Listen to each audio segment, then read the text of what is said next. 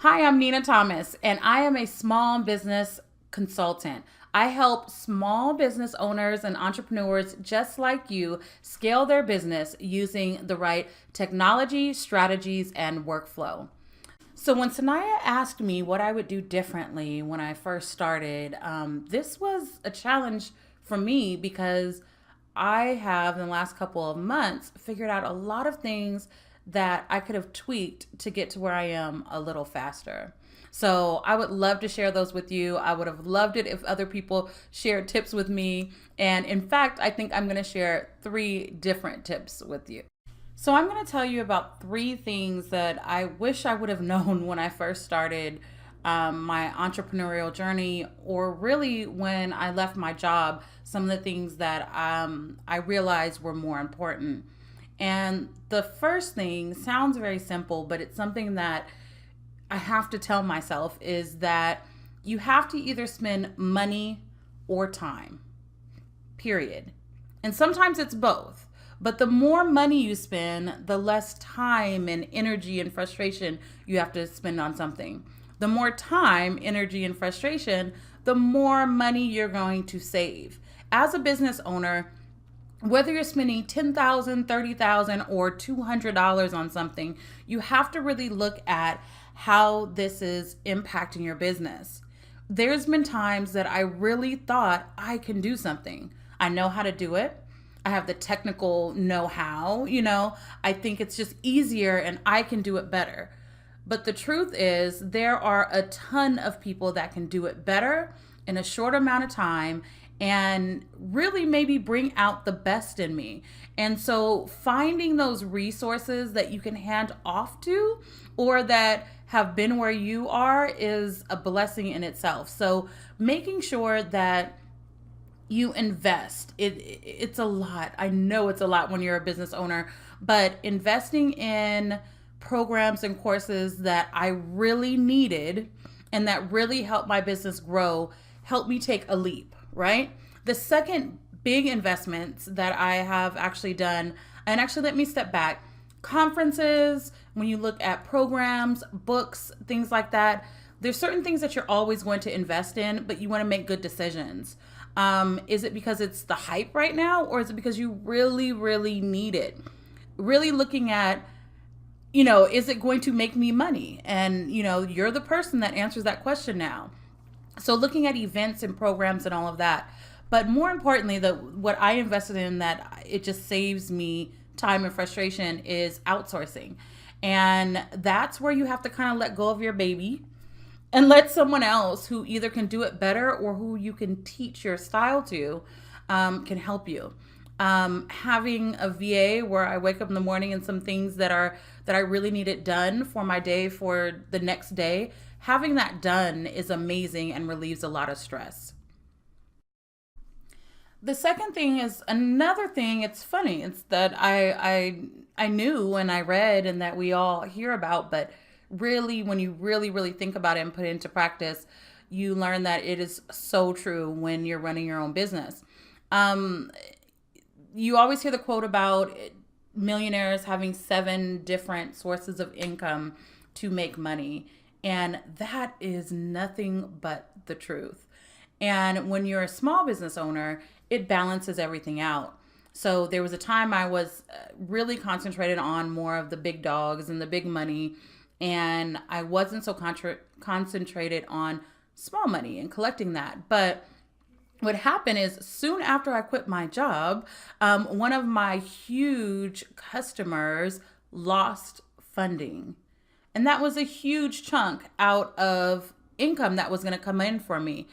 I quickly created something that was going to be a residual income, which is one of my memberships. And it just helped me realize when I have money coming in from affiliate sales, branding deals, membership sites, and then I hit a large client, you know what that does? The residual income is steady and pays your bills and it pays for your company. And when you get those spikes and those larger deals, whether it's conference sales or a program release or anything like that, that's like giving yourself little bonuses. They don't tell you that you have to give yourself bonuses. So making sure you have multiple streams of income and using your residual income and membership sites and things like that to keep that steady pay for all the bills and keep those spikes for your vacations, your bonuses, your extra things that you want to buy yourself and your family is just something that we take for granted. You do have to have multiple streams of income, and you do want something that's residual, and you want things that are going to pop up when you create larger plans. Number 3 is that unique community. When you're at work and you have a corporate job, you have your little business bestie or the people on your team that you could vent to, or you can laugh at things, or takes a break or has your back, right? You can bounce ideas off of the person in the next cubicle or the next office, or your team members. You're whiteboarding and you're having these sessions. But when you're an entrepreneur, you're by yourself when you first start. And maybe you have a team, but as a small business owner, your team isn't who you look to vent or about clients or to share experiences or to get new ideas. They're looking to you for that. So one thing that I've done, and I've actually made a practice of this in the last couple of months and it's paying off, is there's a community of people, most of whom I've taken programs with, education, but I try to reach out to them. They reach out to me. And some of it's just to vent, or some of it's to work through things. You know, I was creating some funnels and I didn't know what to do. And I, wasn't sure if I was right, or you have this new thought. So you really do need a community. And some of those people are your peers. And then some of those people have to be people who have nothing to do with what you're doing.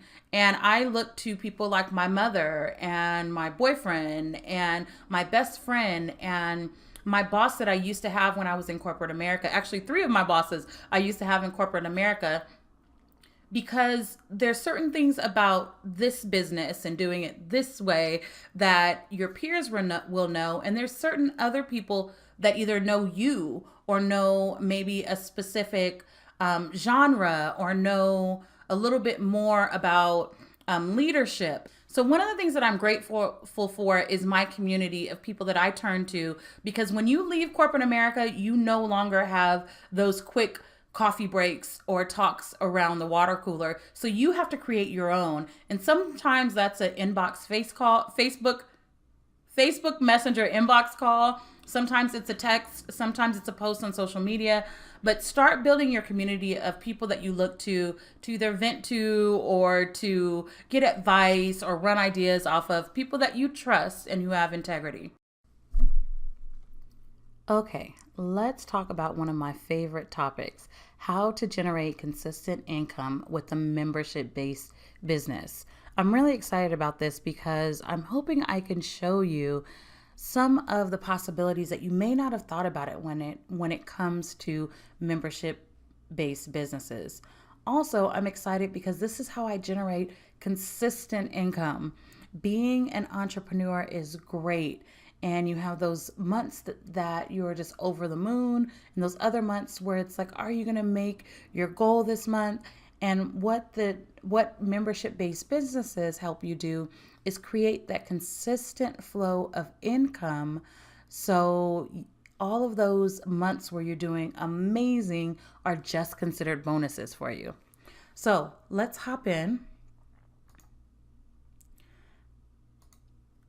First, let's talk about membership-based services and what it is.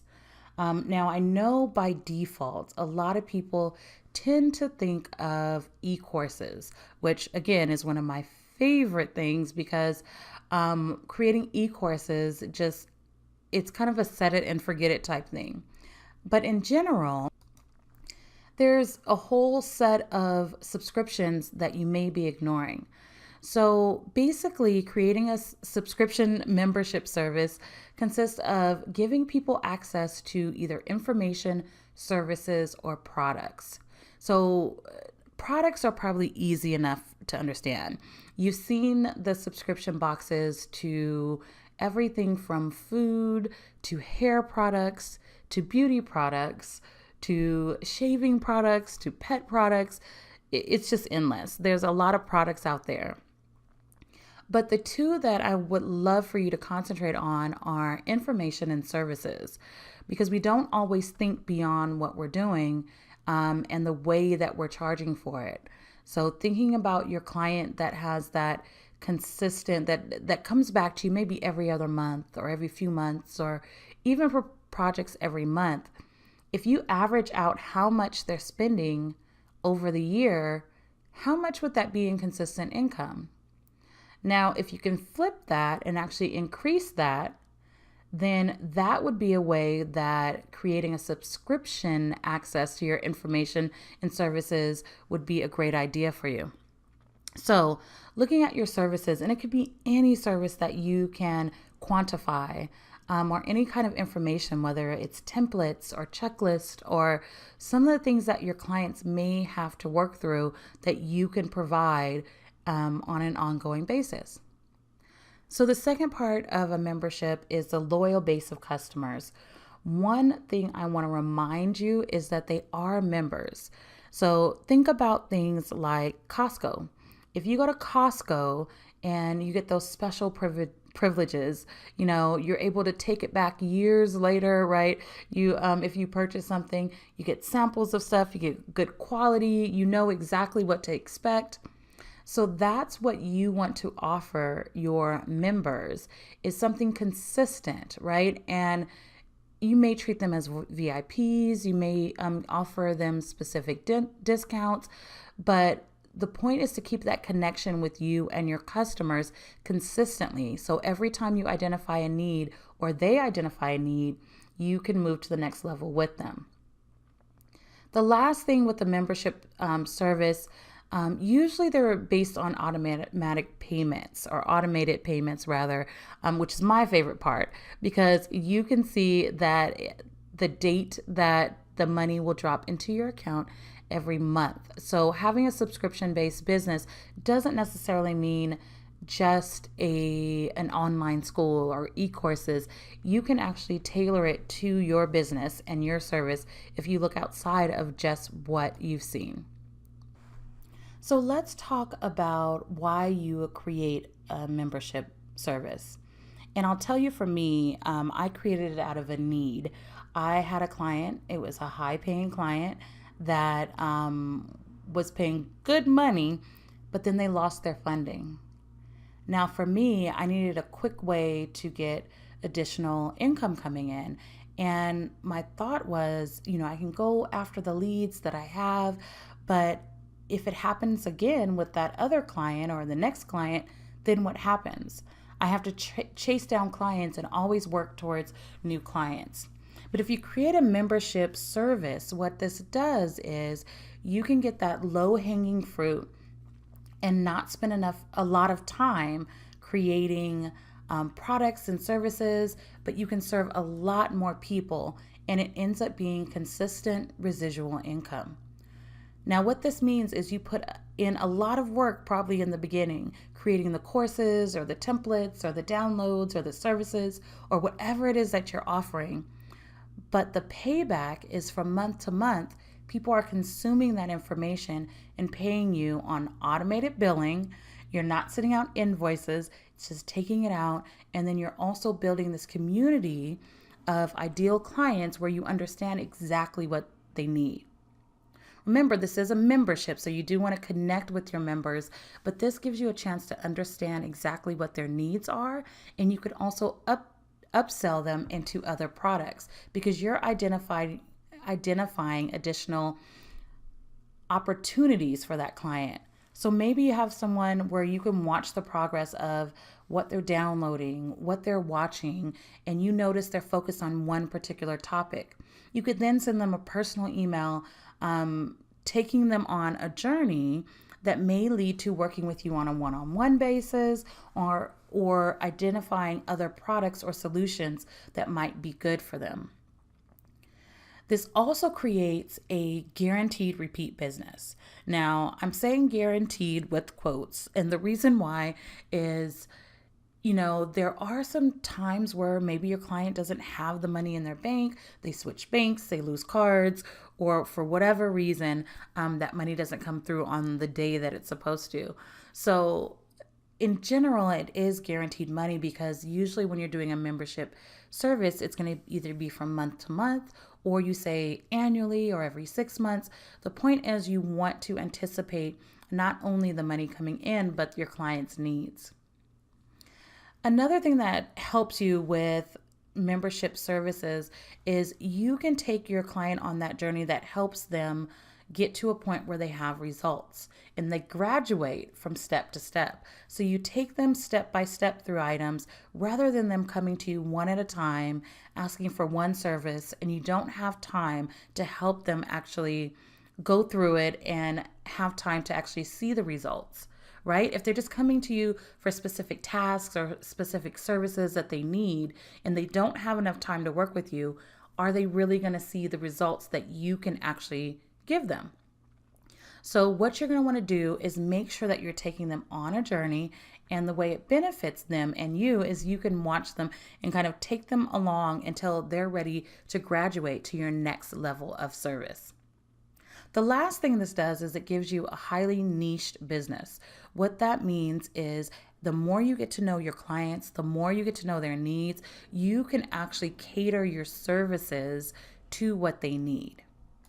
For example, if I'm doing a course on how to create landing pages and how to create an email funnel, and you see that the client has went through all of those courses, they've created their own landing pages and funnels, they've sold a bunch of products or services, you know that they may be ready to move to the next level where someone else is doing that for them.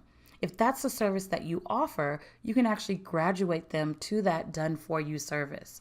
So again, if you can see the progress of your clients, then you can actually offer them specific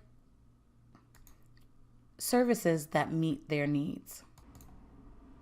Now let's talk about specific subscription ideas. Some you're probably aware of and others might be a little bit new to you. What I do want to help you realize is that one, there's two different types, not two different types. There's a lot of different ways that you can do membership services, but a lot of times people automatically think of the low end $7, $29, $97 subscription ideas, where if you think a little bit bigger, then you can have not only consistent income, but high income with that, right? So one thing that you can do for your clients is you can create a roadmap or a blueprint with an option for a retainer. I've done this for a couple of my clients actually, and it's worked perfectly. So you can actually meet with them and see what their goals are for the quarter, for the year, whatever it is. And what you're going to do is help create a blueprint for how you can help them. So let's take this through an example. If you're a project manager and you help with launches, if you know in advance that your client has 4 launches this year, instead of them hiring you on those months for those particular services, why don't you create a blueprint and you can identify maybe some other ways that you can help them in between those other months. And what you do is you can actually incorporate some of those fees that you would do, or some of those fees that you would charge for your launch sequence. You could actually incorporate that into a monthly fee and give additional services. So if you sit down with your client, usually a 60 to 90 minute session, and just plan out what they're doing for the year, you can really identify other ways where you can fill in. Not only that, you're not just rushing those months or that those 4 times a year to do their launch. You actually have identified times that you can actually work with them outside of just those dates. The next thing you could do is offer hour packs for frequently requested services. And for this example, I'll use something like a virtual assistant or social media manager. And actually let's stick with virtual assistant. If there's certain services you do, and I would suggest being very specific about what's included, but if there's certain services, whether it is making calls, doing billing, doing transcription, editing videos, whatever it is that you do, I would create packets of hours, not just with service hours, but actually create the service pack. So say this is a customer support and billing package, right? You can get 5 hours, 10 hours, 20 hours, and then describe exactly who would actually purchase each package, right? Or if it's something along the lines of managing social media, you can base that on hours it takes to do Facebook versus Twitter versus Pinterest, and you can actually wrap that up into hours. Another thing that you could do is offer SOP or documentation. Going back to that project manager, if you're working with that client 4 times a year, what's going to happen if their other teammates join and they're a part of that project? Are you explaining every time you start the project to any new team members what to do, what the process is? If you offer an SOP or standard operating procedures, you can document the processes of your clients.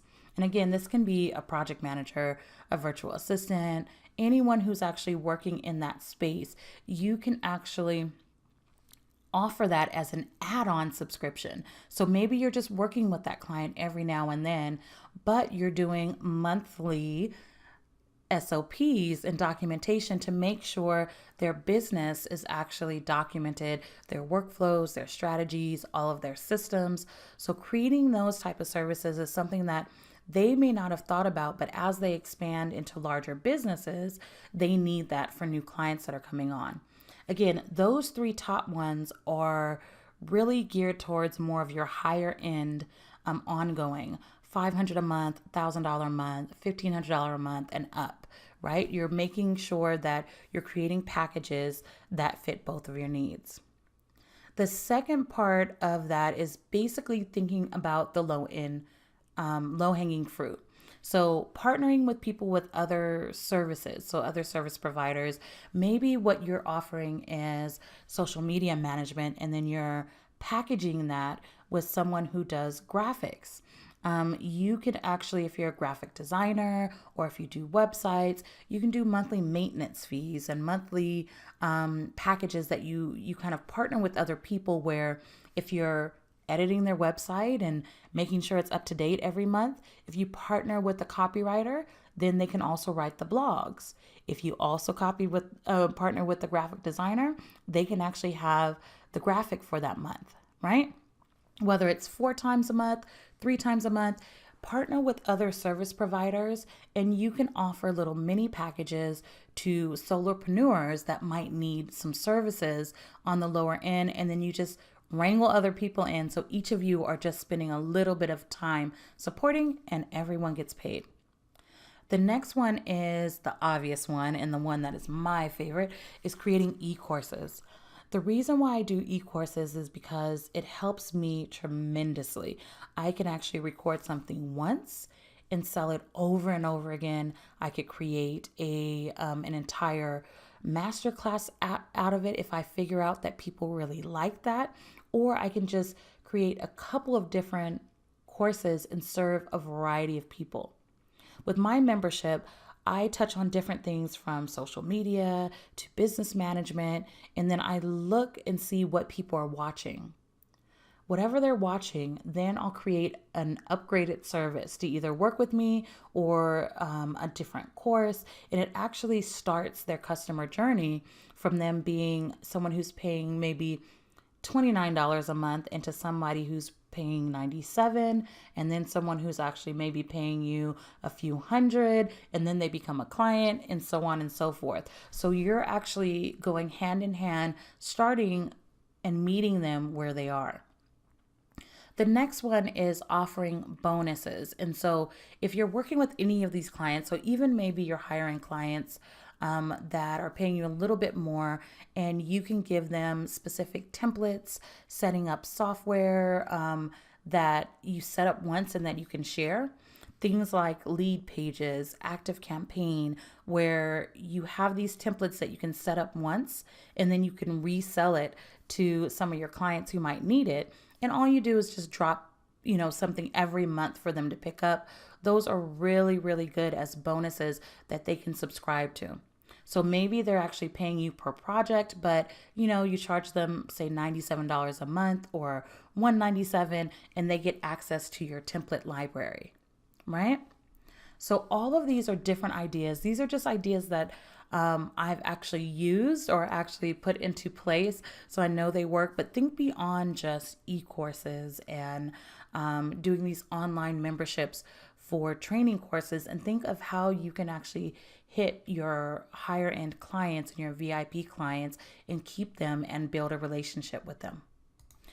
Now, before you jump into your membership-based business, there's a couple things that I want you to consider. One, usually when you have a membership business, you are going to have to do a little bit more customer support. That means if someone's payments fail, or if someone has questions or they can't access, things like that.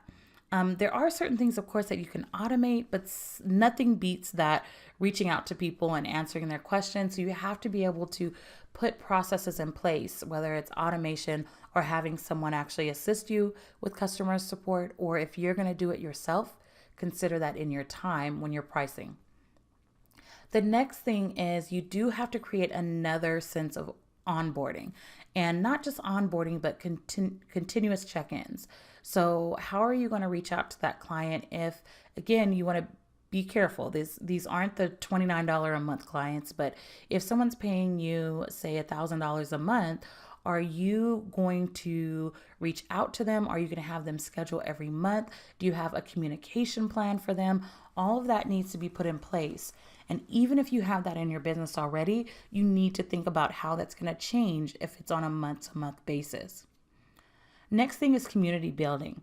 This becomes a little bit harder, again, when you have these clients that maybe aren't involved in your community, but you can give them a sense of community, and you have to figure out how you're going to do that, whether it's by email, phone calls, some type of communication. But basically, you have to still build a community and make sure they're in tune and connected to you, and you know what's going on with that client. The next one is you do want to make sure and track progress, because residual income is great, but at one point you're going to have to raise your prices, right? Or you might have underpriced for whatever reason, and you need to track and see if it's really profitable for you to have a membership this way. So you're going to have to figure out how you can track the progress of your client and their return on investment, and also how much time that you are putting into it and how much you're making from your membership-based business. The next thing you want to consider is your customer journey. So once you have them on a membership base, that's not it.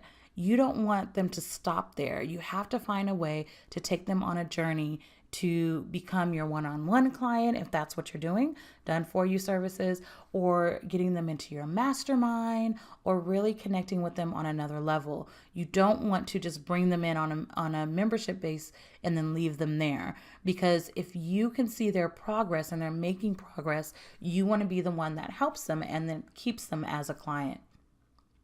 The next thing is pricing appropriately. And again, if you're tracking your progress, you're going to want to make sure that you adjust as needed. And a lot of times you are going to be raising your prices or changing it to an annually based membership, or whatever it is that you feel is needed to price it appropriately. The next thing you're going to want to consider is if you need to switch your clients from project-based or one-off type projects over into a membership base, you're going to have to figure out what's in it for them. So if you're asking them to pay, let's just say $500 a month. If you're asking them to pay $500 a month, and before they were only paying you every couple of months, can you show them how it evens out, how it averages out? Are you giving more incentives for actually going to a membership based program, or for me, I call it retainers with my clients that are paying a little bit more. But if they're paying enough, are you willing to give them discounts in other areas or bonuses or anything like that? You are going to want to make sure that you show them, not just tell them, but show them how it benefits them. The last thing is, you may not want to go all in. One thing that I try a lot and I love it is beta testing. You put it out there, you maybe check your email list to see what's going on and if they're open to it, or you may have a conversation with some of your clients that have been around for a while. But the goal is to really make sure it works and test it out with a couple of clients before you start offering it to the masses, so you can work out any of the kinks, whether it's billing or the platforms or your onboarding process, just making sure that you work all of that out.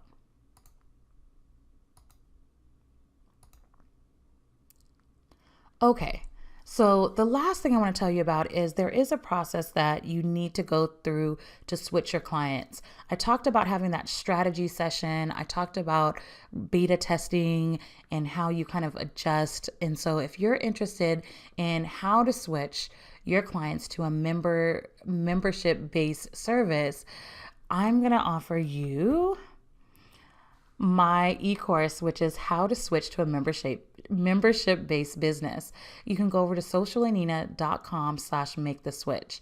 And in that, I go step by step over how I actually converted my clients to a membership-based business, as well as my membership-based school that I use to bring in residual income. Those two together bring in a steady income for me, and I would love to share that with you. All right, enjoy and have a great day.